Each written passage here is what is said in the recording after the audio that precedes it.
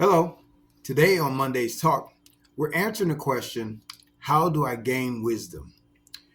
And wisdom is something that it just basically means knowledge or understanding, perception of like really how to do things on a practical level as well. How to apply things to your life. You might be you might have decisions that you have to make, and wisdom gives you an insight on how to make that decision, but also why you're making that decision. Like, just has a whole bunch of insight and perspective that is solid of why you're doing what you're doing. And it's so much understanding that it's also to the extent that you could teach others how to understand that same subject or how to make it through that same situation uh, with effectiveness. So, since we obviously answer it always from a natural and spiritual perspective, and no, I don't have all the music and the videos going today. I wanted to get this one out because I just celebrated my birthday weekend, which is, don't worry, I stayed out of trouble, but it was a lot of activity, a lot of different things that we've done and hung around different people. So it was fun. And in that, it was also tiring. So I wanted to still get this Monday's talk out, and because it takes hours to do all the video stuff, just so you know. But I do it because I enjoy it.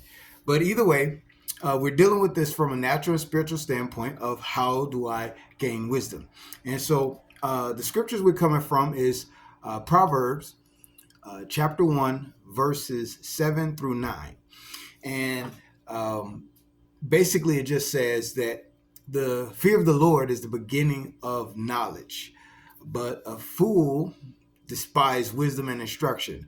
And then the following two verses, which are 8 and 9, are basically just encouragement to listen to your parents, your mother and father's wisdom or instruction, and that they are actually like a chain of like honor, and they're a benefit to you, that like are on you, that they reside on you. So obviously in today's world, there's a lot of people who have different things that they want to say, and sometimes it's not the wisest thing to do or say. But wisdom is something that is perfect in its application. For example, uh, wisdom comes through experience, it comes through failure, and it comes through the experiences and failures of other people. So, what it is in its application, as an example, would be, say you want to buy a house. Well, wisdom says you need to not spend all your money on things that you want right now. You might have to budget real strict. You have to know how much money to put aside and set deadlines of when you want to actually be able to do that, like acquire the money enough to be able to put down on a house.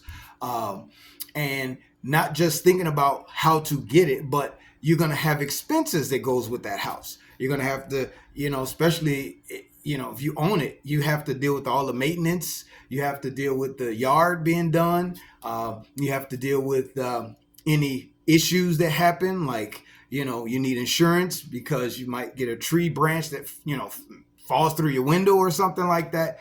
These things happen, right? Your garage might not act right.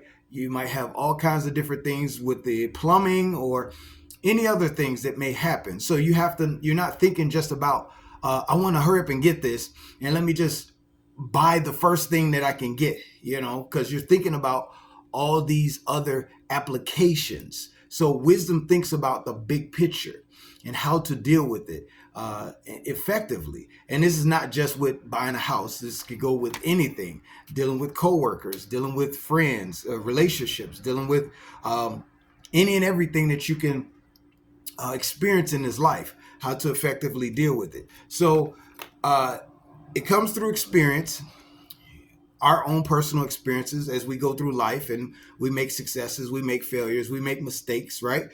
which is failures. We learn through failures, and then through the experiences of others.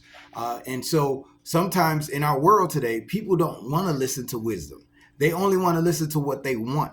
They only want to listen to what they feel like is the best way to go, even if somebody who has more experience in that area tells you, no, you might want to try to go this way.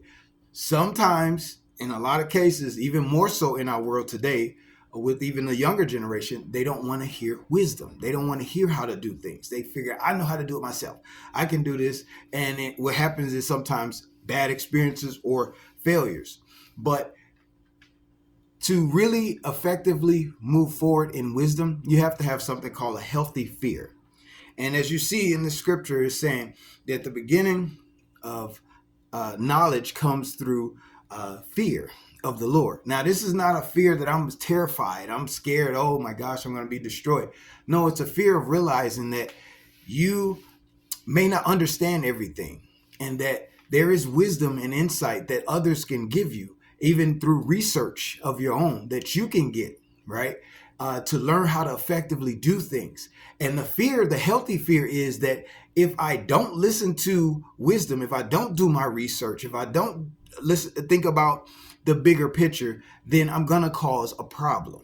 There will be a problem that, I'm going to completely disregard, something that's going to happen, and it happens and it messes up everything, right? So I'm afraid, I have a healthy fear that I will mess up, and I don't want to. So I want to make sure that I do everything right so that I don't mess up. Now, yes, we can't predict everything in life, right?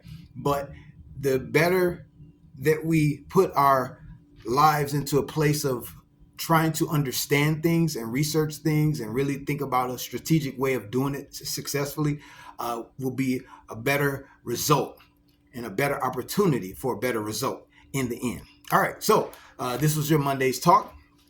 As always, if there's anything that you want to see addressed from a natural and practical spiritual standpoint, let me know, and we'll do what we do to address it. All right, till next time.